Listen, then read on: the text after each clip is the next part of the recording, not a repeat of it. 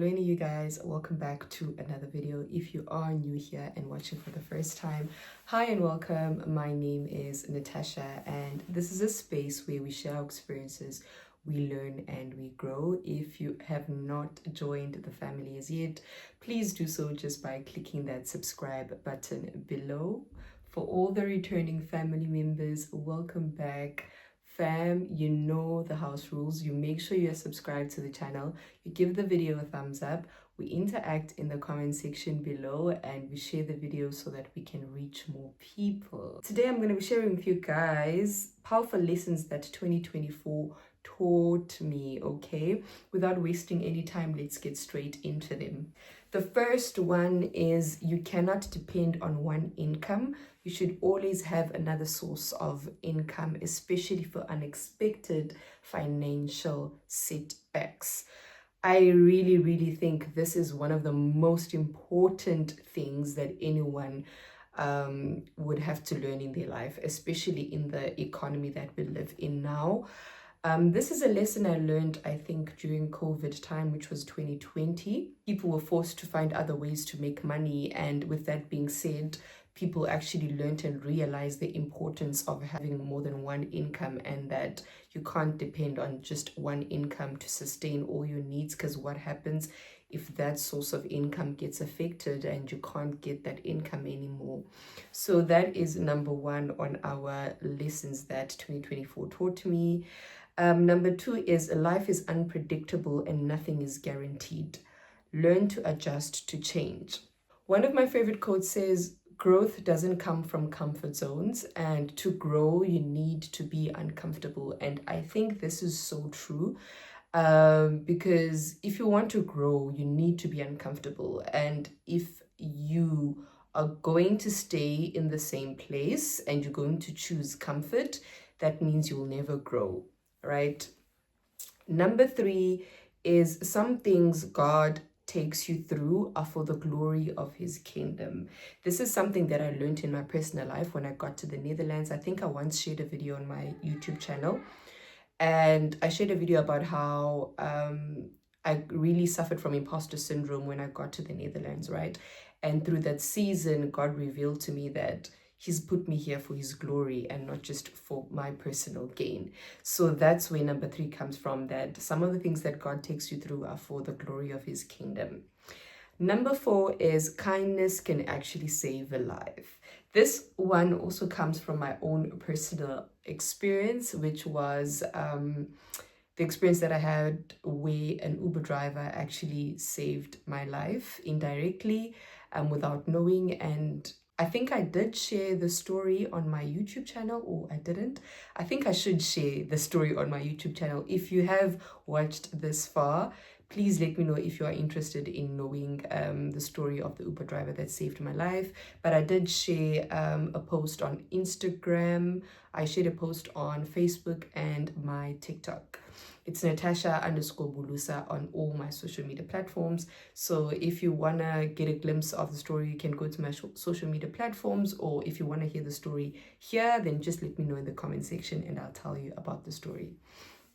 Number five is respect people's boundaries and mind your own business. Okay, mind the business that pays you.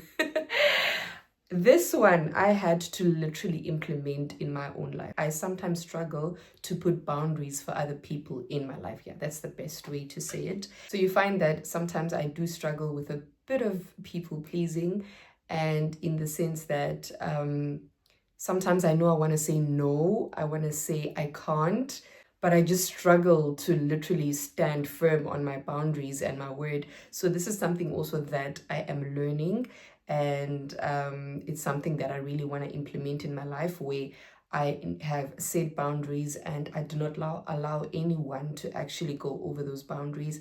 And with that being said, I also respect other people's boundaries and I learn to mind my own business. Number six is even the master of something was once a student. Even the master of something was once a learner. This is so powerful, guys. For example, anyone who drives a car learned to drive a car. They didn't just wake up one day and they were able to drive a car. They weren't born with the skills to be able to drive a car. So even the master of something was once a student. Even the master of something was once a learner. Don't be afraid to start somewhere. Don't panic when you don't master a certain skill or whatever it is that you are trying to teach yourself. Even the master of something was once a learner. At number 7, we have focus on and cultivate the gifts that you have been blessed with, okay? So this basically means that don't try and look at someone else's yard and what they're doing in their garden. The grass is not always greener on the other side. Don't try and imitate what someone else is doing, but rather be original, be authentic, focus on your own lane and water your own grass so that it can also become greener, and just learn to use what God has given you, the gifts that God has given you, and look within yourself more than anything. I once shared a video on my Instagram about this specific lesson, and I said, I think I spoke around the fact that I was so amazed by how Bontle, I don't know if you guys know who Bontle is, Bontle Modisele. She's a dancer, right? And I shared on my Instagram, on a post on my Instagram, and I said how she's such a great dancer. And I know if I tried to do what she does, I don't think anyone would be interested, because that's not my area of expertise. That's not where my gift lies. Yes, I do dance every now and then, but I'm not like the best dancer or a great dancer, or I don't have that gift, right, and that talent. So if I were to try and do what she does, I wouldn't succeed, because I'm not focusing on the gifts that I've been blessed with. So that's what this lesson basically means. Number 8 is that it gets harder when your breakthrough is closer. Listen, I don't think it even needs an explanation. It gets harder when your breakthrough is closer. That's about it. Number 9 is rejection is redirection. This is one of my favorite lessons. Listen, if you get rejected from a job, a relationship, a friendship, whatever it is where you get rejected, just know that it's God redirecting you to where you are supposed to be. I shared a video on my Instagram that really touched so many people, and if you want to check it out, you can just go to my Instagram. It was a video of my journey when I got laid off from Tesla up until I got the job that I'm working at now, right? And the biggest lesson during that season of my life was rejection is redirection. The rejection that I got at Tesla, working at Tesla, was actually a redirection to me working where I am. Number 10, don't block your own blessings by your unwillingness to learn. This is a lesson that I actually came up with by myself. Some of these lessons that I've shared are actually some lessons that I came up with by myself through my personal experience. Number 10 says, don't block your own blessings by your unwillingness to learn. This simply means that sometimes God wants to take you to the next level. Sometimes God wants to give you the next opportunity. He wants to bring the next blessing into your life, but he needs you to learn something first before you get into that blessing. And sometimes it takes longer for us to get into our blessings because we are not learning the things that we are supposed to learn. And it takes me back to this quote that I really love that says, the longer you take to learn the lesson, the longer the lesson will become.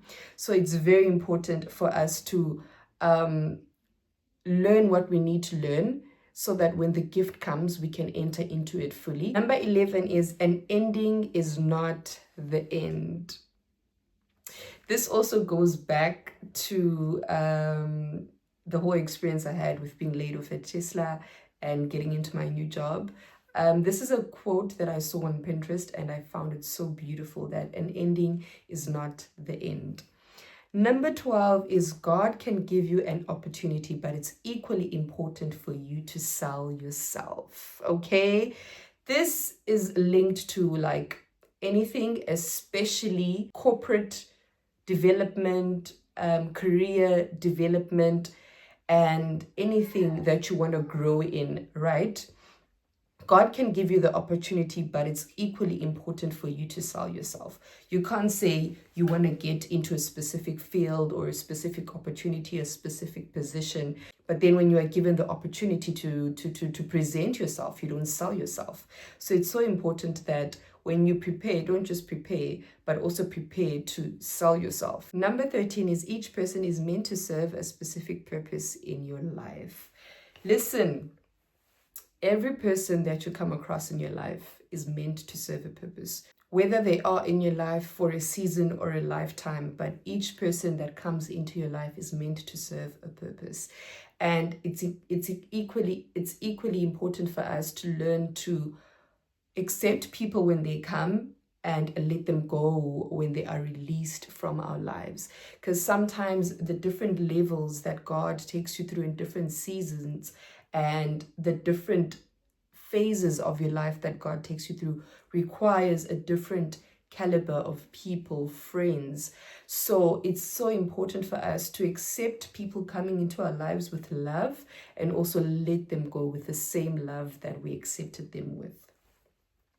Number 14 is always remain humble. Maintain Christ's character of humility. I think humility is self-explanatory. I don't even need to dwell on it. It's just really important to remain humble. That doesn't mean that you should allow people to walk all over you, or you should allow people to disrespect you or hurt you. But it's so important to be kind and humble, but also set boundaries. Goes back to boundaries. And there's a quote that I really love, or it's a saying, humility is not the absence of strength, and just because you are humble, it does not mean that you are weak. Number 15 is the power of the tongue and words you speak upon your life. The tongue has the ability to speak life and also speak death. So it's so important that you watch the words that come out of your mouth and make sure that you speak life at all times. Number 16 is you can have fun without alcohol and smoking. Guys, this is from my personal experience. So for those of you who don't know, I have been sober for 6 months, right? I think it's 6 months. Yeah, I think I celebrated 6 months of being sober a couple of days ago. And I stopped drinking alcohol. I stopped smoking hubbly. I think it was almost like a year already that I stopped smoking hubbly. And I always used to think I needed to do these things and participate in them for me to have fun when I'm around people who do them. But then I actually realized since I stopped that I can have the same fun as people who are drinking and smoking without having to participate in any of these activities. So this is a really, really powerful lesson for me, that you can have fun without alcohol and smoking. You don't have to do these activities. You don't have to smoke. You don't have to drink for you to actually enjoy yourself and have fun, even when you are around people who do smoke and drink. Number 7 is act how you want people to address you, okay? You need to act how you want people to address you, in the sense that if you want people to give you respect, if you want people to respect your boundaries, you need to act that way. You need to respect your own boundaries, and you need to respect your own self. People can't respect your boundaries if you don't respect your own boundaries. People can't respect you as a person if they see that you don't respect yourself. People can't take you seriously if you don't take yourself seriously. So it's so important that you need to act how you want people to address you. And the other one that I really love is dress how you want to be addressed. If you want to be addressed with respect, you need to dress in a respectful way. Number 18 is your body and entirety is a temple of Christ. Watch what you do with it. I think this is just also self-explanatory, guys, that our bodies are a temple of Christ. We need to take care of them. We need to respect them, and we need to respect the bodies that God has given to us. God has given these bodies to us for us to carry out his assignment. And if we don't respect our bodies by resting and taking care of our health and exercising and making sure that we are putting things in that are nourishing for our body, then our bodies are also going to disrespect us with sickness and each and everything that may not be good for our body. Number 19 is it's okay to accept help. It's okay for people to help you. Even Superman can't do it all at the same time. He can't save everyone at the same time. Guys, I struggled with this one for the longest time. One thing about me, ne, yo, the challenges fuba, guys, the challenges fuba, and I'm one of those people that I always think I can do it myself. I can do it myself. And I think that's what used to make me so exhausted, because I always just wanted to do everything myself. I'd be like, I'm not going to ask for help. I'm not going to ask for help. As a result, I'd even act like I don't need help. I'd act like I can do something, knowing very well that sometimes it's out of my reach. So one thing I learned in 2024 was that it's okay to ask for help. It's okay to accept when you are not okay. It's okay to accept when things are just too much for you. And it's okay to talk about those things. It's okay to admit that, look, I'm not okay. This is too much. I can't do it by myself. I can't do everything by myself, and I actually need help. And it's okay to allow people to help you and to offload the burden. Number 20 is be impeccable with your word. Don't take things personal. Don't make assumptions, and always do your best, okay? This one is my favorite one from 2024. If I haven't said a couple of others were my favorite. But this I learned from a book I read in 2024.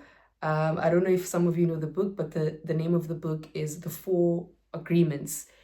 One of the best books that I've read. I wish each and every person in high school could read this book. It's so important, maybe in primary school also.